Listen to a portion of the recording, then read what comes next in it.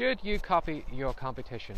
Now, Sean D'Souza, who is a marketing genius, and I think he has a podcast, I could be wrong, but I think it's a 3-month vacation podcast, I think it's called. If you want to do a search for it, Sean has some wonderful content on that, and I highly recommend you listen to that podcast. But he brought up a story a long time ago, I think it was in one of his podcast episodes, but it was about these two authors, and we have author A and we have author B. Now, author A had a book that was, again, I'm paraphrasing it, so I just don't have all the details, but author A had a book that was selling for example, $2.99, and author B was looking over at author A, and they were assuming that they knew what they were doing, so they decided, well, if it works for them, I'm going to copy them, and they had reduced the price of their book to $2.99.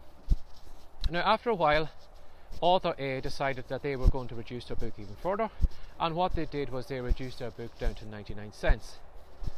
So author B, deciding that author A knew what they were doing, decided, well, maybe that's the best thing. If they're reducing their price, well, I'll do the same with my book also, and they reduced their book also down to 99 cents. Now, author B found that when they reduced their book down to 99 cents, they were hardly making any money on it. Whatever profit they were making on that book was suddenly slashed because they were selling it at a lower price. They were probably selling more copies of it, but they weren't making as much money as they were doing, as they had originally been doing.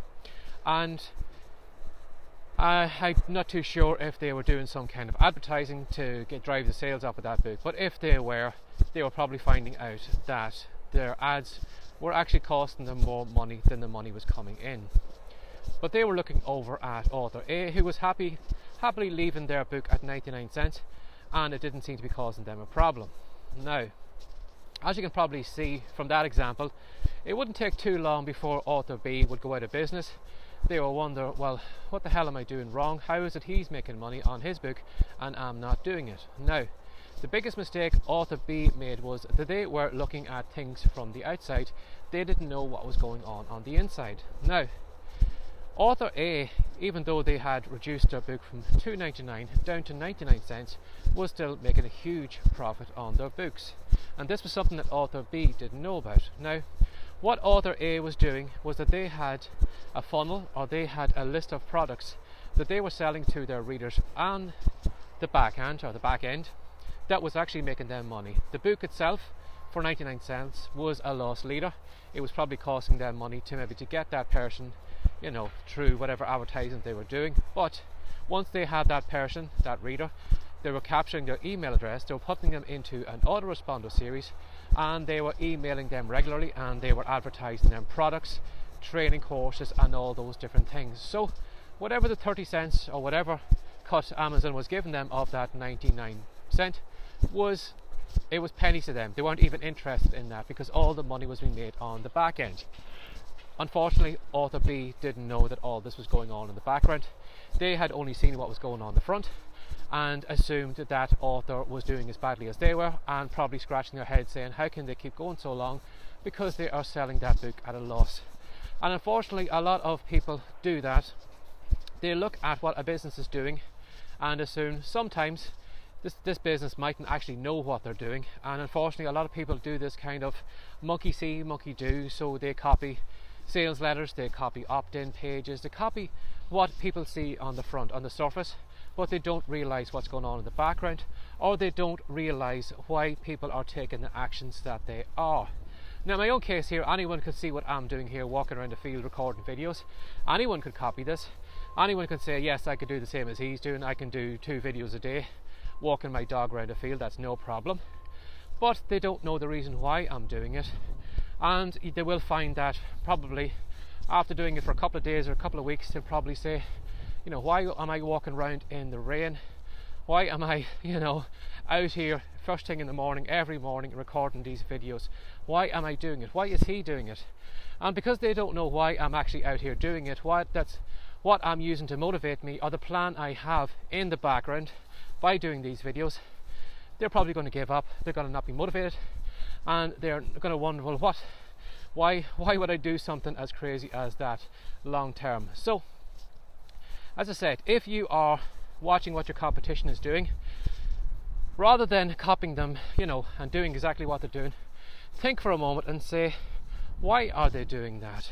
How could they make a profit on that? How could they sell that book so low and actually stay in business? How can they buy ads so cheaply as that? Rather than looking at what's going on the surface, pay attention to what is going on under the surface. Now that might involve sometimes maybe going to your competitor, getting on their email list and just paying attention to how they market themselves, what products they are advertising, and all those different things that you on the outside aren't aware of. But if you maybe go down the route of doing the monkey see, monkey do, you could be like ought to be. You probably could go out of business. You could be frustrated, you could be angry at why it isn't working for you, because you're looking at what's going on in the surface. So be aware of what your competition is doing. Of course you can have a look and see to get maybe some tips and tricks or something that could maybe advance you in the right way. But don't just look at what's going on the surface. Pay attention to what is going on in the background. Why are they doing the things that they are doing? How are they making an income from it? And the more you pay attention to what's going on in the surface, the more you'll understand why they're taking their actions that they do, and it's not something that they're just haphazardly throwing out there, just reducing book prices or things like that just for the fun of it because they don't know what they're doing.